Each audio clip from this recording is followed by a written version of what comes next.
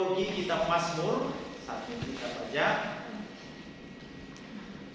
Teologi kitab Mazmur berisi atau menulis ini meringkas bahwa kitab Mazmur memberikan kesaksian tentang hubungan yang bersemangat antara Allah dan umat perjanjiannya sejak dahulu kala. Jadi walaupun perjanjian lama sering menggambarkan bahwa Israel dengan sorotan negatif, kitab Mazmur memperlihatkan bahwa dalam komunitas perjanjian itu ada banyak orang yang percaya Tuhan dan dengan taat berbakti kepada Tuhan. Yang kedua, kitab Mazmur berbeda dengan bagian-bagian lain di dalam perjanjian lama. Di sana orang dapat menemukan hukum atau Taurat Allah yang diumumkan oleh Musa, kisah-kisah yang penuh ilham tentang pemeliharaan Allah atas umatnya melalui sejarah, nasihat ilahi tentang kehidupan praktis yang dinyatakan melalui orang-orang bijak, pesan-pesan penghukuman dan keselamatan oleh nabi-nabi yang diutus secara ilahi. Mazmur bukan perkataan-perkataan yang diucapkan langsung oleh Allah kepada umatnya, melainkan berisi pernyataan-pernyataan iman mereka kepada Allah dan tanggapan mereka terhadap pernyataan diri Allah melalui firman dan perbuatan. Jadi pada saat bersamaan doa-doa dan kidung-kidung yang dipersembahkan kepada Allah ini juga harus dipahami sebagai firman Allah bagi semua orang, sekalipun dalam arti tidak langsung. Jadi seperti bagian-bagian lain di dalam Alkitab yang disebutkan di atas, kitab Mazmur sepenuhnya diilhamkan Allah atau dihembusi oleh Allah karena bermanfaat untuk mengajar, untuk menyatakan kesalahan, untuk memperbaiki kelakuan dan untuk mendidik orang dalam jalan kebenaran. Banyak Mazmur membicarakan tema-tema, banyak tema dalam kitab Mazmur seperti Mazmur-Mazmur rajani yang memusatkan perhatiannya pada raja dan hubungannya dengan Allah. Mazmur pengakuan iman atau menggambarkan Tuhan sebagai sang Khalik yang memerintah dunianya. Nyanyian-nyanyian Sion yang memuji kebesaran Yerusalem, kota yang dipilih Allah menjadi tempat kediamannya di bumi. Dan Mazmur-Mazmur hikmat yang seperti Amsal membandingkan gaya hidup dan nasib orang benar dan orang fasik, seperti yang dibayangkan orang keanekaragaman formal. Dan tema ini menjadikan kitab Mazmur sumber yang kaya bagi teologi Alkitabiah. Tema sentral kitab Mazmur yang diasumsikan melalui doa-doa dan nyanyian-nyanyian pujian yang dinyatakan adalah kekuasaan rajani Allah. Salah satu contoh ayat dalam Mazmur 103:19 berkata, Tuhan menegakkan tahtanya di surga dan kerajaannya berkuasa atas segala sesuatu. Menyatakan bahwa Allah itu raja. Banyak Mazmur menggambarkan Allah sebagai hakim yang adil, gembala yang penuh perhatian, pahlawan perkasa dan maharaja menurut perjanjian, yang semuanya mempunyai fungsi atau peran sebagai raja dalam lingkungan tradisi atau kebudayaan timur dekat kuno. Allah sang pencipta dasar bagi kekuasaannya sebagai raja. Sebagai pencipta tatanan alam, Mazmur menyatakan bahwa Allah menjadikan langit dan bumi. Itu dalam Mazmur 121 ayat 2, 124 dan seterusnya. Dalam Mazmur 146 ayat 6 berkata, Dia yang menjadikan langit dan bumi, laut dan segala isinya, yang tetap setia untuk selama-lamanya.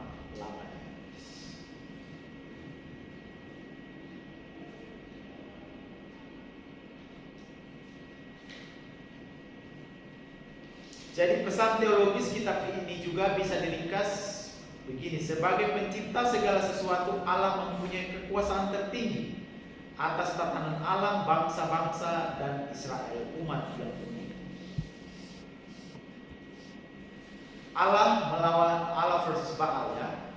Menurut mitologi Ugarit, dewa badai Baal dalam pencariannya untuk menjadi raja harus memerangi Yam, dewa laut.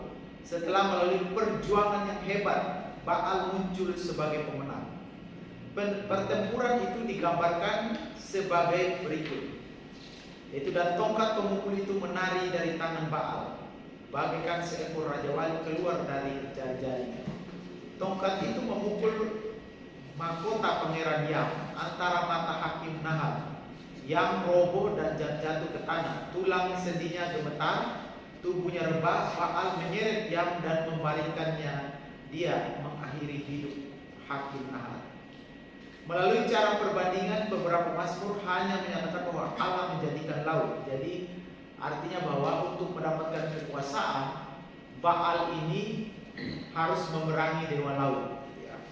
Nah, sebagai perbandingannya, berlawanan dengan pernyataan-pernyataan bangsa-bangsa kafir ini.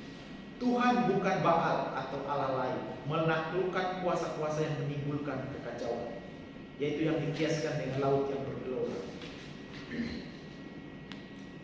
Tetapi Tuhan sendiri adalah penguasa yang berdaulat atas dunia, sebab alam semesta adalah karya ciptaannya yang perkasa, dan hanya Dia yang patut menerima sorak-sorai pengagungan dari manusia.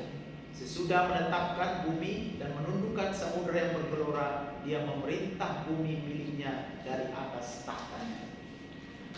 Pencipta Israel, umat perjanjian. Tuhan menciptakan bangsa Israel menjadi umat perjanjiannya yang khusus. Mazmur 149 ayat 2 berkata, biarlah Israel bersuka cita atas yang menjadikannya. Biarlah Bani Sion bersorak-sorak atas raja mereka. Sebagai pencipta Israel, Allah berhak memerintah bangsa itu. Di situ dalam Mazmur 114 berkata, maka Yehuda menjadi tempat kudusnya, Israel wilayah kekuasaan. Kita lihat tadi dasar dari kekuasaan Allah adalah bagaimana alam semesta ditata dengan baik, dan juga Dia memilih satu bangsa, yaitu bangsa Israel dan perjanjian. Lingkup dari kekuasaan dari kerajaan Allah itu, yang pertama tatanan alam. Tatanan alam sebagai pencipta dan penguasa tertinggi dari alam semesta, Tuhan menopang dan mengendalikan tatanan alam. Dengan ketetapannya, benda-benda di langit melaksanakan fungsi-fungsi mereka menurut ketetapan. Itu sudah terbaca Mazmur 19, 104 dan lain sebagainya. Dasar-dasar bumi tetap tidak berubah, dan laut tinggal dalam batas-batas yang telah ditetapkan. Mazmur 93, 3 dan 4. Unsur-unsur alam termasuk gurun, kilat, hujan, batu es, salju, awan-awan dan angin melakukan apa yang diperintahkan Allah. Sebagai oknum yang mengendalikan hujan, Tuhan adalah sumber kehidupan bagi semua makhluk. Hidup dan mati ada di tangannya, dan bahkan dunia di bawah tempat bagi orang yang telah mati ada dalam kekuasaannya. Mazmur 33 ayat 19, 95 dan Mazmur 103 ayat 4. Kedaulatan Allah atas tatanan alam ciptaan memperlihatkan keunggulannya yang tak terbatas atas dewa-dewa yang disembah bangsa-bangsa. Karya Tuhan melalui penciptaan merupakan bukti kemuliaannya. Pengendalian Allah atas tatanan alam penting, khususnya terhadap latar belakang kepercayaan bangsa Kanaan kuno. Jadi supaya bangsa Kanaan tahu bahwa alam semesta ini dikendalikan oleh Tuhan, ada beberapa kasus atau beberapa mitologi di sini, yaitu mitologi Ugarit berdasarkan mengenai kesuburan tanah. Menurut mitologi Ugarit, Baal adalah dewa badai yang mengendarai awan-awan dan menggunakan unsur-unsur badai untuk mendatangkan kesuburan tanah. Dia menyombongkan diri dan berkata, hanya aku yang menjadi raja atas dewa-dewa yang sesungguhnya, membuat gemuk dewa-dewa dan manusia yang memenuhi keperluan orang banyak di seluruh bumi. Diduga Baal adalah sumber kehidupan yang memberikan bahan pokok seperti roti atau makanan, anggur dan minyak. Lalu Alkitab menyanggahnya. Bertentangan langsung dengan ini, para pemazmur menegaskan bahwa Tuhan menggemburkan tanah dengan siraman hujan dalam Mazmur 65 ayat 10, dan menghasilkan makanan dari tanah dan dalam tanah, serta anggur yang menyukakan hati manusia. yang membuat muka berseri karena minyak dan makanan yang menyegarkan hati manusia. Mazmur 104 ayat 14 sampai 15. Yang kedua adalah mengenai mitologi badai dan apa yang dikatakan oleh Allah. Mitologi ini juga menggambarkan unsur-unsur dari badai, khususnya gunung, guru dan kilat sebagai senjata Baal. Sebuah teks membicarakan gudang senjata Baal berisi 7 kilatnya dan 8 gudang gunturnya. Teks lain menggambarkan teofani badai Baal yang perkasa sebagai berikut. Kemudian Baal membuka satu celah di awan-awan. Baal memperdengarkan suaranya yang suci. Baal membuntur melalui bibirnya. Tempat-tempat tinggi di bumi berguncang. Musuh-musuh Baal lari ke hutan-hutan. Para pembenci Hadad, yaitu nama lain dari Baal, mencari tempat perlindungan di pegunungan. Dan Baal sang penakluk berkata, musuh-musuh Hadad atau Baal, mengapa kamu gemetar? Penyerang-penyerang yang perkasa, mata Baal memandu tangannya, sementara dia mengayun petir pada tangan kanannya. Demikian Baal dinobatkan dalam wismanya. Bertentangan langsung dengan itu, Alkitab menyangkanya terhadap gambaran mitologi ini, yaitu tentang Baal. Mazmur 29 menampilkan Allah Israel sebagai tuannya atas badai yang bersemayam di atas air bah yang bergelora. Pemazmur memusatkan perhatian pada kekuatan penghancur suara Allah yang membuntur dan menghancurkan bahkan pohon-pohon yang tinggi dan membuat bumi berguncang hebat. Secara khusus suara Tuhan disebutkan sebanyak 7 kali, menekankan kesempurnaan dan kehebatan kekuatannya yang sangat mengagumkan. Mazmur 29 ayat 3 sampai 9. Berikut mitologi Ugarit mengenai maut. Dalam mitologi Ugarit, 2 musuh utama Baal adalah Yam, yaitu dewa laut, dan Mot, dewa yang berkuasa atas maut dan dunia di bawah. Sebagai dewa kehidupan dan kesuburan, Baal selalu berebut kekuasaan dengan Mot, yang mencerminkan siklus musiman atau ancaman kekeringan yang panjang terhadap keteraturan musim. Mula-mula Baal tunduk kepada kekuasaan Mot dan dipaksa masuk ke alam maut. Beberapa waktu kemudian Baal kembali dan akhirnya menundukkan Mot setelah pergumulan sengit. Nah, sebagai perbedaan dalam Alkitab, Mazmur tidak pernah menggambarkan Tuhan tunduk kepada maut, juga tidak melihat maut sebagai ancaman terhadap kekuasaannya. Walaupun maut kadang-kadang digambarkan sebagai kekuatan yang memusuhi dan mengancam umat Allah. Mazmur 18 ayat 4 dan 5, Mazmur 116 ayat 3, dan sebagai tempat di mana orang dipisahkan dari umat perjanjian yang menyembahnya dan tidak lagi dapat mengalami perbuatan perkasa Allah. Bahkan dunia yang gelap itu pun ada di bawah kendali kekuasaan tertinggi Allah yang memegang bagian-bagian bumi yang paling bawah di tangannya. Mazmur 95 ayat 4. Dia memiliki kuasa untuk melepaskan umatnya dari genggaman kematian. Mazmur 16, 18, Mazmur 33, Mazmur 103. Dan hanya dia dapat menentukan rentang hidup makhluk ciptaannya. Mazmur 90 ayat 3 sampai 12, Mazmur 104 ayat 27 sampai 30. Lingkup berikut adalah lingkup bangsa-bangsa. Sebagai pencipta umat manusia, Tuhan juga memerintah atau berkuasa atas bangsa-bangsa. Mazmur 22. Salah satu contohnya itu Mazmur 22 ayat 28 berkata, sebab Tuhanlah yang mempunyai kerajaan, dialah yang memerintah atas bangsa-bangsa. Dan juga lingkup daripada kerajaan Allah ini adalah Israel. Kedudukan Israel dan kewajiban sebagai kerajaan yang tunduk kepada Tuhan. Walaupun dia adalah raja atas tatanan alam dan dunia bangsa-bangsa, Allah memilih satu bangsa Israel menjadi umat perjanjiannya yang unik. Itu kedaulatan Allah. Yang berikut kehadiran Allah di tengah umat perjanjiannya. Sebagai Tuhan perjanjian bagi Israel, Allah hidup di tengah-tengah umatnya. Pada zaman Musa dia memimpin dan melindungi mereka dengan tiang awan dan tiang api. Kemudian hari ia tinggal dalam kemah suci di Silo. Mazmur 78 ayat 10. Dan pada akhirnya memilih bait suci di Yerusalem sebagai tempat kediamannya yang permanen. Mazmur 78 ayat 8, Mazmur 87, Mazmur 132. Dan berikut adalah penggenapan daripada mesianik cita-cita perantara yang diberikan Allah kepada umat perjanjian. Selain memberikan kehadirannya yang melindungi kepada umat perjanjiannya, Allah juga memberi mereka raja keturunan Daud untuk menjadi perantara antara Dia sendiri dengan bangsa itu. Allah menetapkan satu perjanjian dengan penguasa yang diurapinya untuk mengangkat Daud dan keturunannya pada kedudukan khusus di hadapan Dia. Dan juga penggenapan mesianik cita-cita Daud.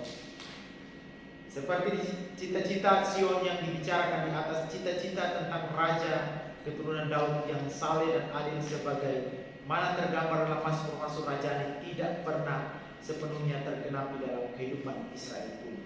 Salomo memerintah kerajaan besar, tetapi tindakan yang memperkenalkan praktik-praktik agama asing mengakibatkan kerajaan itu jatuh dan pecah. Jika diamati karena cita-cita Daud yang tergambar dalam Mazmur Rajani akhirnya tergenapi secara sempurna melalui Yesus Kristus. Jadi Daud mempunyai cita-cita secara mesianik dan kegenapannya di dalam Yesus Kristus. Sebagai contoh, dalam Mazmur pasal yang kedua mencerminkan zaman kerajaan Daud Salomo, ketika banyak bangsa di sekitar yang ditaklukkannya pasti berusaha melepaskan diri dari pemerintahan Israel. Mazmur tersebut diawali dengan gambaran keinginan bangsa-bangsa itu untuk memberontak terhadap Tuhan dan Raja yang diurapinya. Dan ini nanti larinya kepada penggenapan Yesus muncul sebagai Raja dalam Wahyu pasal 9 ayat yang ke-15 yang mengutip Mazmur 2 ayat 9 yang menceritakan Yesus turun dari surga untuk menghancurkan musuh-musuh. Terus Mazmur yang lain lagi yang berbicara mengenai itu adalah Mazmur 45, yaitu contoh lain dari Mazmur Rajani yang mencerminkan situasi sejarah Israel kuno, dan juga Mazmur 72, yaitu Mazmur Rajani lain yang secara tidak langsung menceritakan mengenai Mesias. Fungsi-fungsi Rajani Allah, yaitu sebagai hakim. Latar belakang Timur Dekat kuno memelihara ketertiban atau hukum dan keadilan adalah tanggung jawab utama para raja dalam dunia Timur Dekat kuno. Makanya nama-nama raja bangsa Mesir dari dinasti ke-12 kerap kali mengandung unsur ma'at atau keadilan dan atau unsur ma'ah, yaitu kejujuran.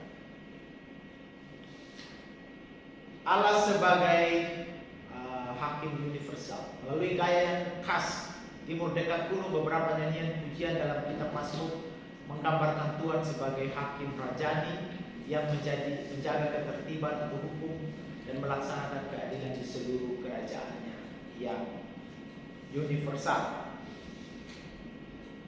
Dia mencintai keadilan dan hukum, Mazmur 33 ayat 5, Mazmur 99 ayat 4, yang adalah tumpuan tahtanya, Mazmur 97 ayat kedua. Allah sebagai hakim Israel. Bagi Israel, memiliki Allah sebagai raja mereka yang adil merupakan sebuah pedang bermata dua.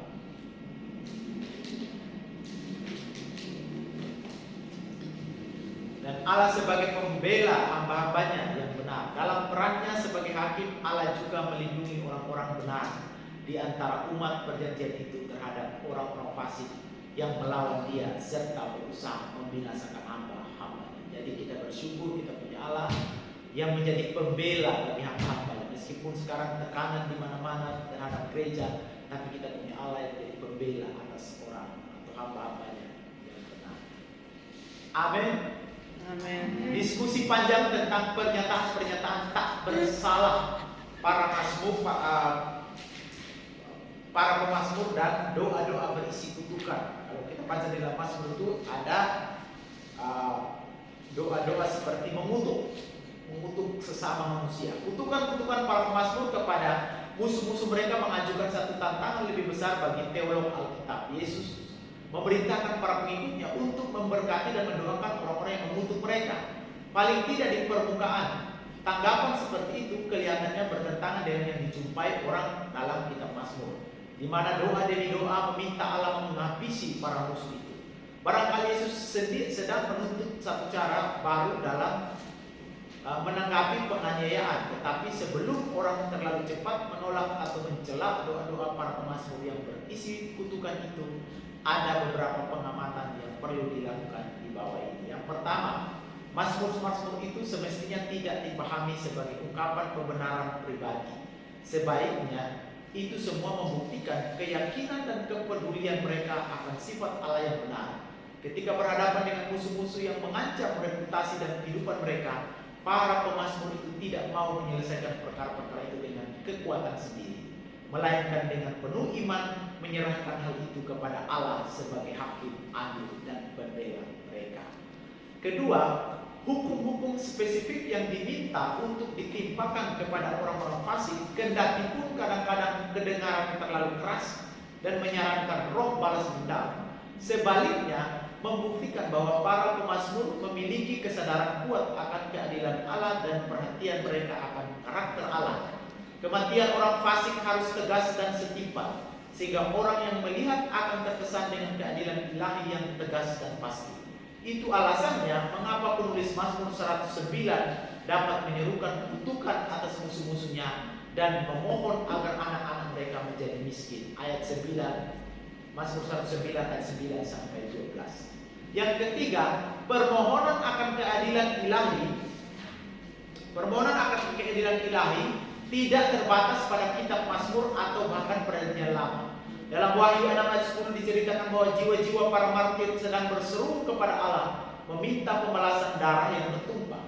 Kemudian dalam kitab yang sama Allah dipuji karena menjatuhkan hukuman balasan kepada orang-orang yang telah berbuat kesalahan terhadap orang kudusnya. Wahyu 16 ayat 5, 6, 19 ayat 2. Dan dia meminta umatnya bersukacita atas kenyataan itu. Mazmur pasal 18 ayat 20. Kitab Mazmur menyediakan cukup bukti bahwa keyakinan para pemazmur akan keadilan Allah bukan tidak pada tempatnya atau tidak dibalas. Para pemazmur itu memberikan kesaksian bahwa Allah mendengar doa-doa mereka dan melepaskan mereka dari para musuh. Mazmur 22, 25, 34 dan seterusnya. Penggenapan tema orang benar yang menderita dalam kehidupan Kristen. Dalam lukisannya tentang Yesus sebagai hamba Allah yang menderita, Perjanjian Baru menggunakan banyak pernyataan dari kitab Mazmur yang menggambarkan penderitaan, kesetiaan, dan pembenaran bagi para pengikut Allah yang benar. Mazmur-mazmur yang digunakan seperti itu dinamakan Mazmur tentang Mesias. Tapi seperti Mazmur-mazmur rajani yang dibahas di atas, klasifikasi ini memerlukan batasan-batasan dan penjelasan. Melalui ciri-ciri mereka seperti ratapan, nyanyian-nyanyian pujian, Mazmur-mazmur ini tidak boleh dianggap sebagai ramalan langsung tentang pelayanan Yesus. Kenyataannya, penyelidikan secara teliti atas isi Mazmur-mazmur ini menunjukkan bahwa Mazmur-mazmur ini mengacu langsung kepada pengalaman para penulisnya pada zaman kuno, bukan pengalaman Yesus. Namun demikian, Mazmur-mazmur ini menyajikan cita-cita tentang penderita yang tidak bersalah tetapi menderita aniaya karena kebenaran dan akhirnya Allah dibenarkan. Nabi Yesaya mengaitkan keteladan ini dengan tokoh eskatologis dan itu akhirnya digenapi dalam Kristus. Ketika para penulis Perjanjian Baru menerangkan ajaran dan pengalaman Yesus, mereka secara tepat mengidentifikasi dia sebagai hamba yang menderita dalam kitab Yesaya. Dan mereka menyadari dia adalah klimaks dari deretan panjang orang-orang benar yang menderita tersebut. Dan banyak dari mereka berbicara melalui kitab Mazmur. Contoh satu survei tentang Mazmur-mazmur tersebut. Mazmur 22 dibuka dengan ratapan panjang di mana sang penulis meratapi kenyataan bahwa Allah kelihatannya telah meninggalkan dia. Mazmur 22 ayat 2 sampai 11. Walaupun pemazmur seperti angkatan-angkatan sebelumnya dari umat Israel yang setia sudah pernah mengalami kebaikan Allah, dia kini merasa ditinggalkan ketika para penyiksanya mengolok-olok imannya kepada Allah. Setelah berseru singkat minta tolong, ayat 12, dia menceritakan keadaannya yang menyedihkan dengan detail yang gamblang. Ayat 13 dan 14. Nah, di kayu salib Yesus memakai kata-kata dalam Mazmur 22 ayat 2 untuk mengungkapkan penderitaan dan keadaannya yang ditinggalkan. Matius 27 ayat 46. Sebab Yesus mengaitkan pengalamannya dengan pengalaman pemazmur pada zaman kuno, maka tidak aneh jika para penulis Injil melihat aspek-aspek tertentu penyaliban Yesus menggenapi bahasa dan perbandingan dalam Mazmur 22. Pejuang yang gagah berani, salah satu peran utama raja-raja timur dekat kuno adalah sebagai pejuang yang gagah berani.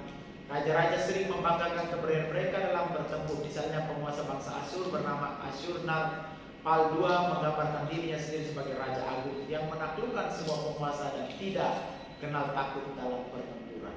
Bagaikan naga yang ganas, dialah yang mematahkan pasukan-pasukan pemberontak yang menginjak-injak leher para pangeran yang tidak mau tunduk kepadanya. Jadi ini agak gambaran mengenai Tuhan.